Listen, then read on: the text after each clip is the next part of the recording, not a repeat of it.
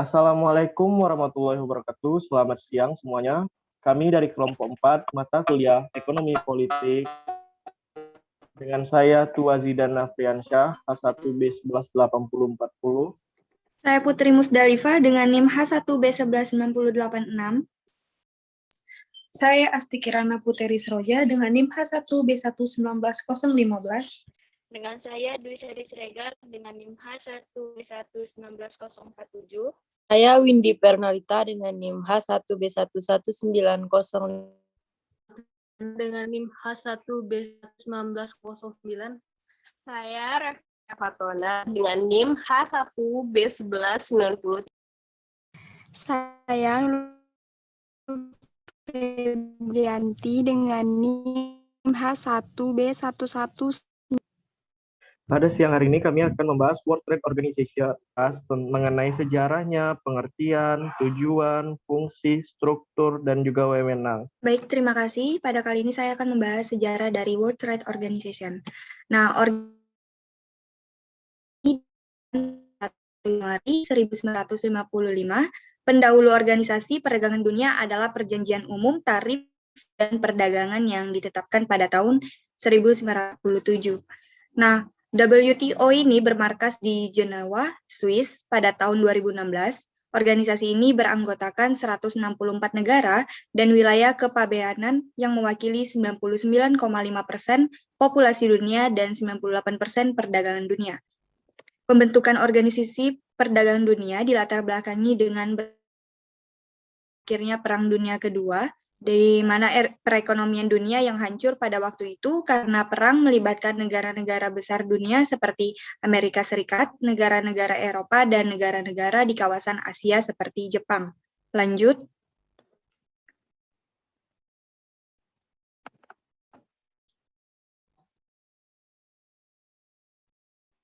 Share screen with you. Oh, ai.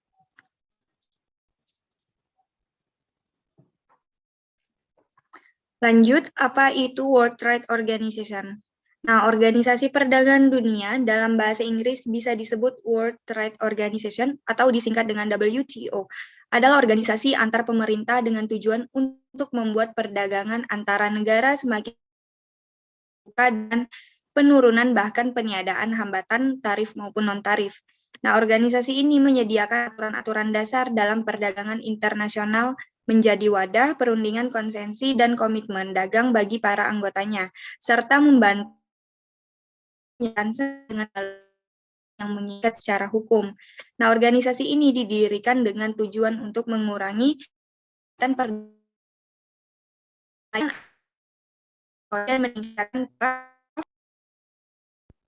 meningkatkan taraf hidup masyarakat. Yang selanjutnya akan dilanjutkan oleh Tua Zidan Afriansyah. What is the goals of WTO? Tujuan pendirian dalam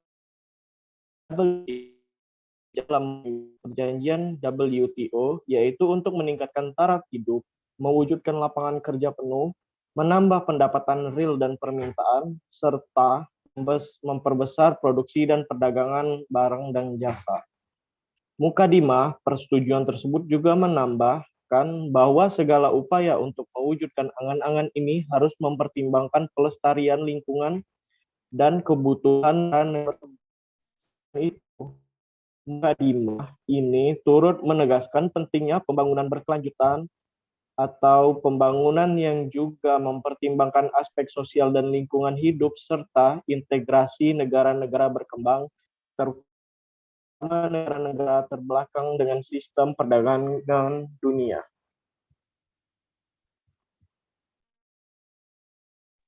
Lanjut.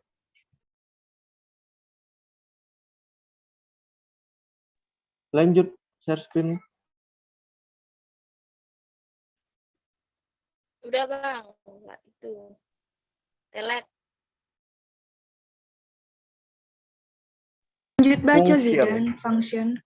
Secara umum, function WTO secara umum seperti yang dijabarkan dalam pasal 2 ayat 1 Perjanjian WTO adalah untuk menyediakan kerangka kelembagaan bersama yang mewadahi hubungan dagang antara antara anggota WTO.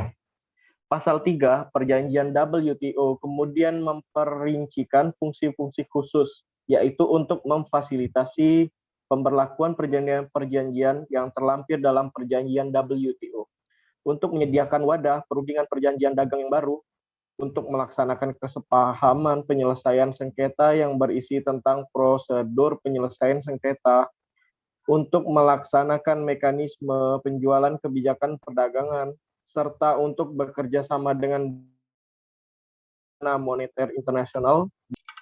Baiklah, akan dilanjutkan oleh Asti yang akan membahas. Baik, terima kasih. Di sini saya akan menjelaskan tentang struktur. Di dalam struktur ini ada 3. Yang pertama, konferensi tingkat menteri yang terdiri dari para perwakilan dari semua anggota WTO, di bawahnya ada Dewan Umum. Kedua, Dewan Umum terdiri dari para diplomat tingkat duta besar dari semua anggota WTO yang berkumpul di Jenewa, setidaknya 2 bulan sekali. Dewan ini dipimpin oleh seorang ketua yang dipilih oleh Dewan itu sendiri. Dewan Umum berperan sebagai badan pengambil keputusan sekaligus keputusan kebijakan selama rentan waktu antara setiap konferensi tingkat menteri. Dan yang ketiga, sekretariat yang bertugas menyediakan bantuan teknis, profesional, dan kepegawaian kepada badan-badan, menyediakan bantuan teknis kepada anggota yang masih berstatus negara berkembang, mengawasi dan mengkaji perdagangan dunia, memberikan nasihat kepada negara yang ingin bergabung dengan WTO, serta menyediakan informasi kepada masyarakat. Sekretariat WTO dipimpin oleh seorang Direktur Jenderal. Direktur Jenderal harus bertindak independen dari pemerintahan. Direktur Jenderal berwenang mengangkat pegawai-pegawai dan mereka bekerja sebagai pegawai negeri nasional. Yang selanjutnya adalah wewenang. Berdasarkan pasal 9 ayat 1 Perjanjian WTO, Organisasi Perdagangan Dunia melanjutkan praktik pengembalian keputusan dalam GATT tahun 1947 yang menggunakan sistem konsensus. Aspek-aspek dagang yang menjadi cangkupan dalam hukum WTO sendiri bermacam-macam. Contohnya adalah tarif, kuota, regulasi, ditingkatkan nasional, tindakan yang diambil demi keamanan nasional, persyaratan, pabean, subsidi, dan dumping atau praktik menurunkan harga barang. Ekspor di bawah harga normal di negara pengekspor. Secara umum terdapat 4 jenis aturan yang dasar yang bersifat substansif dalam hukum WTO, yaitu aturan yang melarang diskriminasi, aturan mengenai akses pasar, aturan mengenai praktik perdagangan yang tidak adil, serta aturan mengenai pengecualian. Sekian dari penjelasan yang sudah disampaikan, saya kembalikan ke host. Dari penjelasan yang sudah dipaparkan oleh saya, Putri Musdalifah, dan juga Saudari Asti, apakah ada yang ingin ditanyakan? Boleh, silakan. Lulu, kalau ingin ada yang ditanyakan. Baik, terima kasih. Saya ingin bertanya. Bisa kita lihat saat ini bahwasannya Indonesia sedang mengalami penurunan perekonomian. Nah, tentunya Indonesia butuh kerjasama antar negara ya untuk hal itu. Jadi, bagaimana kerjasama yang bagaimana yang dilakukan antar negara untuk membantu Indonesia dalam memulihkan perekonomian ekonomi saat pandemi saat ini? Terima kasih. Terima kasih, Lulu, dengan pertanyaannya. Apakah ada yang ingin bertanya lagi? Dwi Sari Siregar, silahkan jika ingin ada yang ditanyakan. Dari penjelasan yang sudah dipaparkan tadi, saya ingin bertanya, apa perbedaan perdagangan internasional dengan kerja sama ekonomi internasional? Terima kasih. Ya, terima kasih Dwi Sari Siregar dengan pertanyaannya. Windy Peronalita, silahkan jika ada yang ingin ditanyakan. Baiklah, terima kasih. Dari penjelasan yang sudah dijelaskan, di sini saya akan bertanya, apakah cara yang dapat ditempuh pemerintah untuk menghadapi liberalisasi ekonomi dalam perdagangan? Terima kasih. Baiklah, saya tampung 3 pertanyaan tadi. Dan saya memberi sesi jika ada yang ingin menanggapi. Baik, saya akan menjawab pertanyaan dari Lulu. Bagaimana kerjasama antar negara bisa membantu Indonesia dalam memulihkan ekonomi saat pandemi? Dalam bidang ekonomi, setidaknya ada 3 aspek yang melibatkan kerjasama antar bangsa. 1, finansial. Dalam konteks Indonesia, dengan adanya pertambah pengeluaran untuk mengatasi wabah COVID-19, pemerintah keuangan telah memperkirakan defisit anggaran akan melebar melampau batas defisit 3% yang biasanya diberlakukan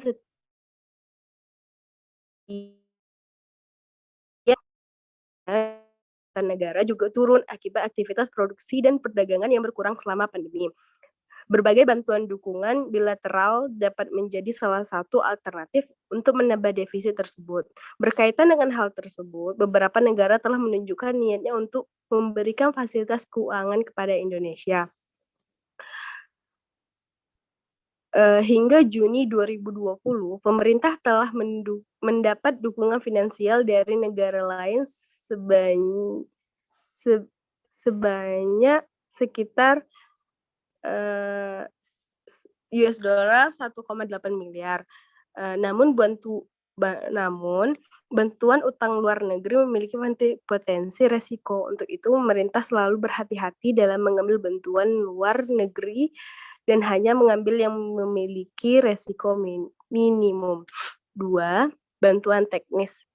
Penanganan program pemulihan ekonomi membutuhkan keterlibatan yang luas dengan berbagai pemangku kepentingan utama, tidak hanya dari luar negeri tetapi juga dalam negeri. Beberapa negara telah melakukan program pemulihan dan melakukan evaluasi. Evaluasi mereka terhadap program-program yang telah dilaksanakan dapat menjadi acuan yang baik bagi kita untuk mengembangkan langkah-langkah pemulihan ekonomi yang tepat secara waktu maupun sasaran. Yang ketiga, diplomasi ekonomi. Selama proses pemulihan ekonomi, penting untuk mempromosikan kepentingan ekonomi kita di luar negeri, terutama kepada negara mitra yang memiliki hubungan erat di bidang perdagangan, keuangan, investasi, dan pariwisata. Sebagai contoh, wabah telah memicu kesadaran banyak negara bahwa ketergantungan yang terlalu besar pada negara tertentu sebagai mitra dagang akan membatasi kemampuannya dalam melakukan upaya mitigasi pada saat krisis, terutama ketika rantai pasokan terganggu. Contohnya, ketika negara-negara Eropa dan Amerika Serikat berebut pasokan masker dari Cina, hal ini menjadi peluang untuk mempromosikan Indonesia sebagai mitra alternatif dalam waktu dekat.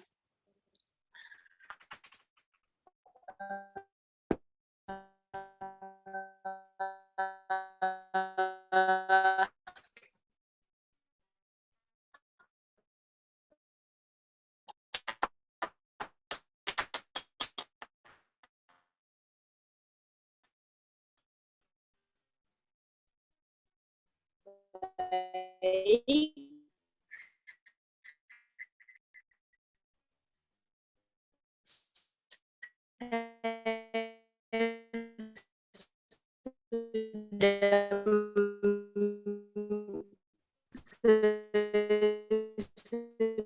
menjawab pertanyaan dari Lulu. Ya,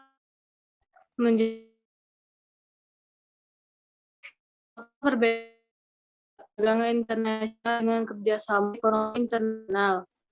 Perbedaan perdagangan internasional dengan kerjasama ekonomi internasional adalah pada perdagangan internasional kita bebas menjual barang dan jasa kepada siapa saja, namun terkadang oleh beberapa kebijakan dari negara tujuannya.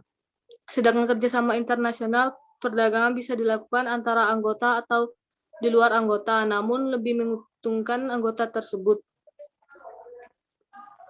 Apa Saudara Dwi puas dengan jawaban saya? Puas, terima kasih. Oke. Lanjut, saya akan menjawab pertanyaan dari Saudara Wendy. bagaimana cara yang dapat ditempuh pemerintahan untuk menghalang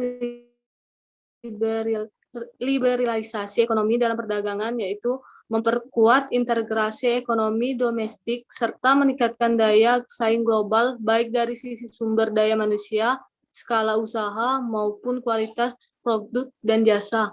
Atau apakah Saudara Windy puas dengan jawaban saya? Sudah cukup, terima kasih. Oke. Terima kasih yang sudah bertanya. Apakah ada yang ingin bertanya kembali? Oh ya, silakan Windy Peronalita. Baik, terima kasih. Saya ingin bertanya bagaimana kebijakan perdagangan yang dilakukan di Amerika. Terima kasih. Terima kasih atas pertanyaannya. Apakah ada yang ingin bertanya kembali? Saya ingin bertanya. Ya, silakan Dwi Sari Siregar. Pertanyaan saya adalah bagaimana pandangan WTO terhadap perdagangan global?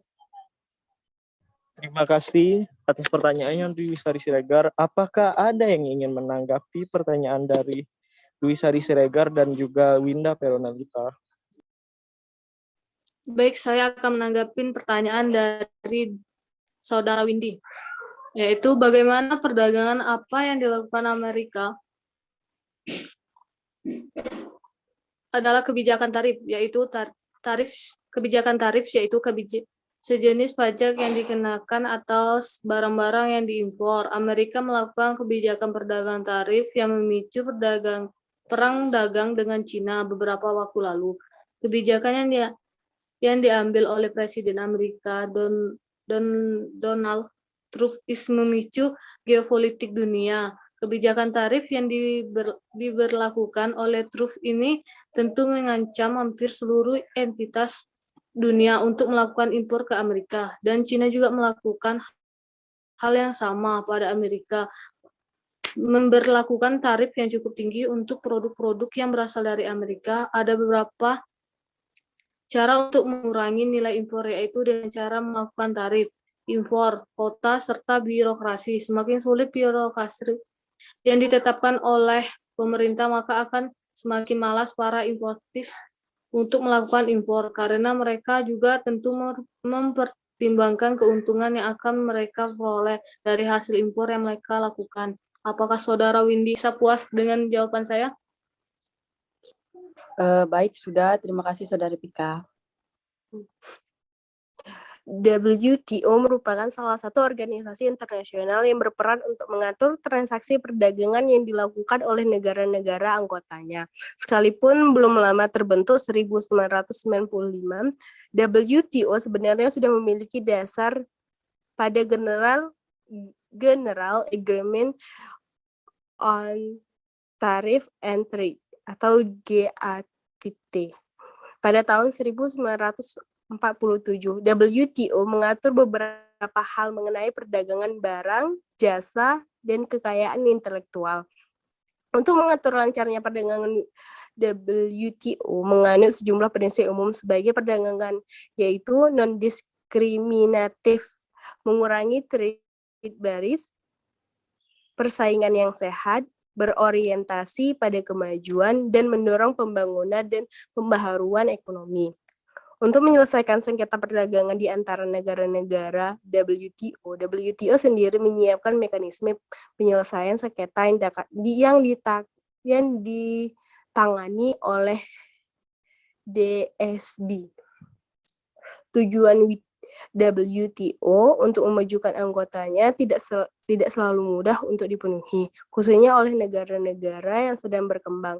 Keterbatasan sumber daya alam, sumber daya manusia, dan infrastruktur yang mendukung pembangunan selalu menjadi penghambat bagi negara berkembang, termasuk Indonesia, untuk bersaing dengan negara maju. Baik, saya sudah menjawab pertanyaan dari Dwi Sari Siregar. Apakah sudah memuaskan dengan jawaban dari saya? Cukup, terima kasih.